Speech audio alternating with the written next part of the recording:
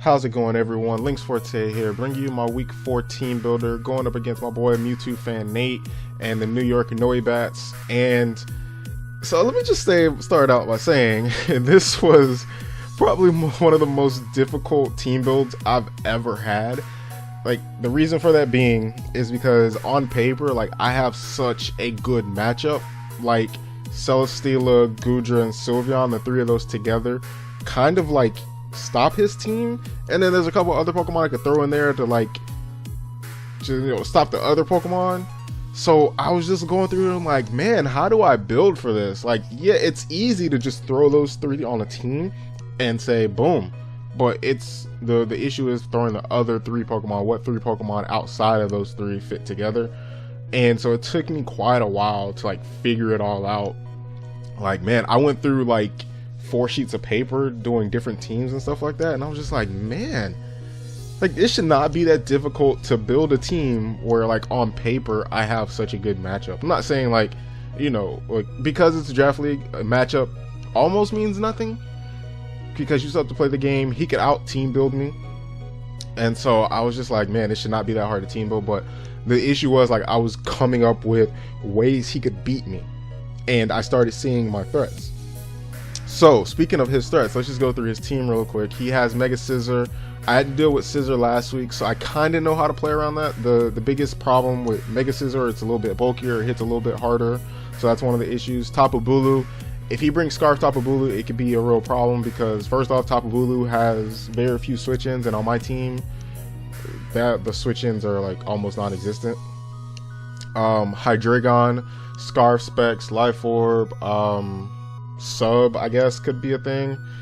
That thing just is unpredictable, so that could be an issue for me. Raikou, Sub Calm Mind is probably like the biggest threat to me, because when you look at his team, he has a very good Volt Turn core, or just like his entire team. I think like 5 of his Pokemon get U-turn, or 4 of his Pokemon get U-turn, and then you have Raikou with Volt Turn or Volt Switch.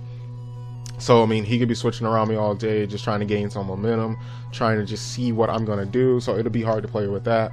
Blastoise, you know, he hasn't brought it to any of the games yet, but it doesn't mean he won't bring it here. I don't think he will, but you never know.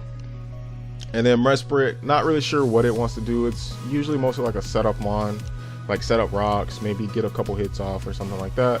Crobat, offensive. Is it going to be offensive? Is it going to be defensive? Is it going to be physically attacking? Is it going to be specially attacking with like Nasty Plot? Kind of hard to figure out Crobat there. And then Hariyama, like, an Assault Vest would hurt me so much, because if he puts an Assault Vest on it, Sylveon really has a hard time with it. Piloswine, that thing is bulky just to be bulky.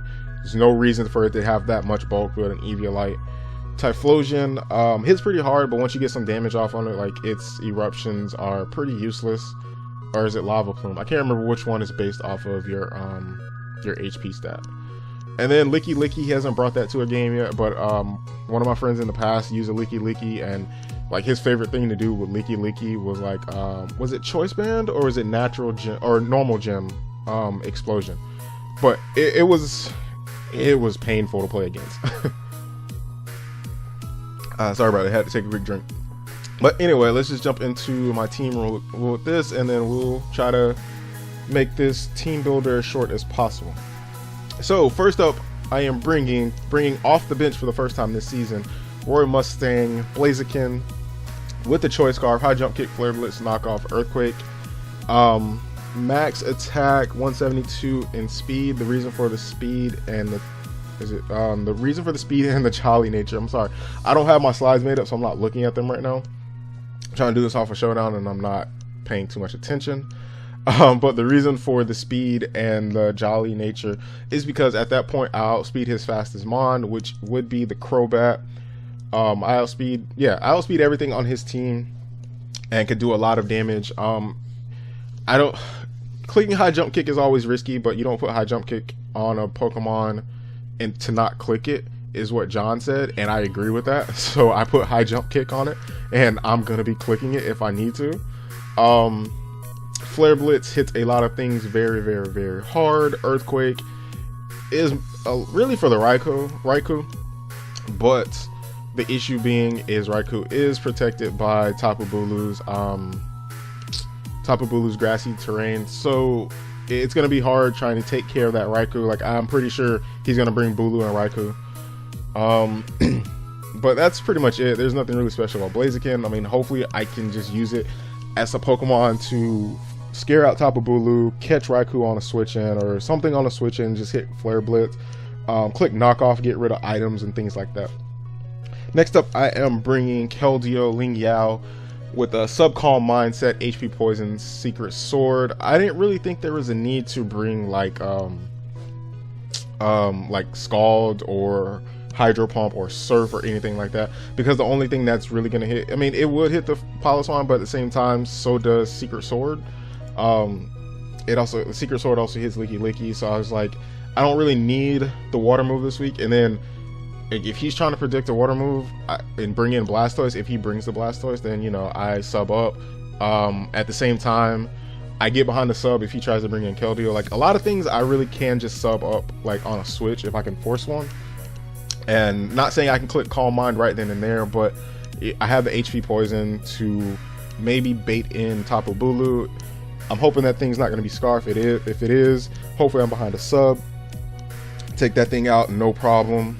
And Secret Sword, like I said, hits everything. There's no reason for a Water Stab this week, in my opinion. Battle may say something different. Next up, I am bringing Alphonse. Alphonse put in so much work last week, picking up the sweep, bringing it back for me after, you know, I got a little slightly tilted and thought, you know, Keldeo not picking up a kill would be the end of it. But Alphonse Celesteela said, I got you, put the team on his back. Marshawn lynched it. Anyway, Celesteela is rocking a choice band this week. Heavy Slam, Earthquake, Seed Bomb, Flamethrower. Now, Flamethrower looks a little weird on a choice band set. That may be true, but Scizor can switch in to all three of the other moves. Heavy Slam, Earthquake, Seed Bomb. Scizor switches into all three.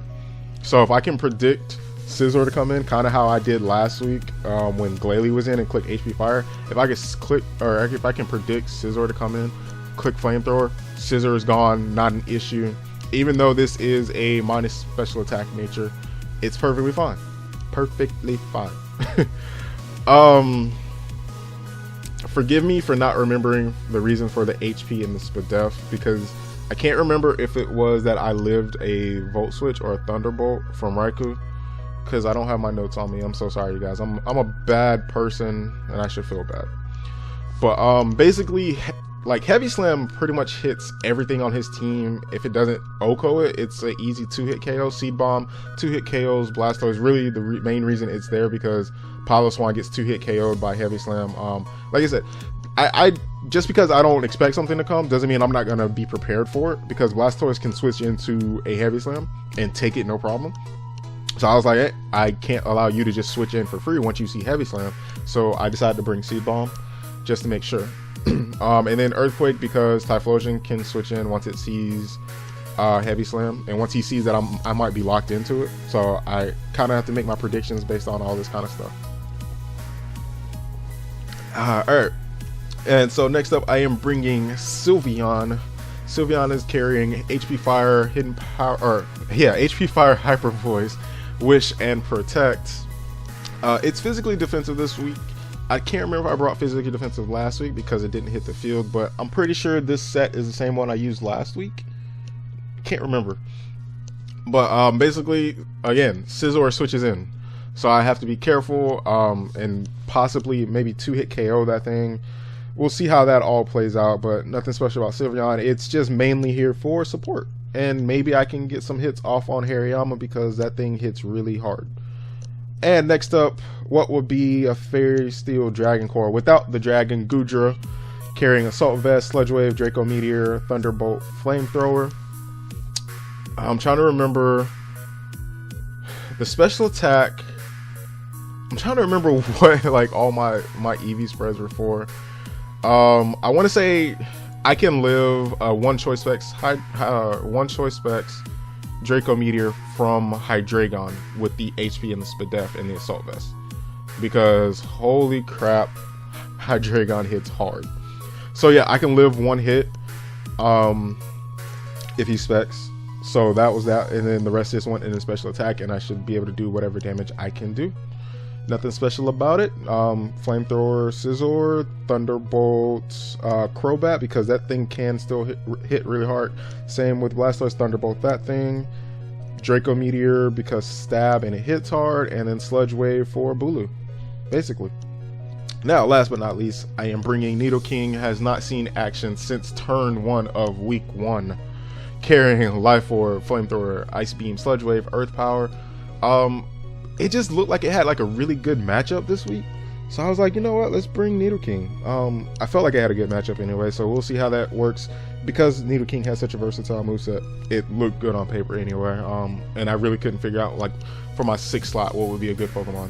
So why not bring like one of the most versatile Pokemon, at least in the draft format. So anyway, that is the team for this week, you guys. Make sure you guys check out the battle tomorrow. Should be up around 11 or 12. I know Nate usually posts his battles around 11, so I may shoot for that same time slot, not sure.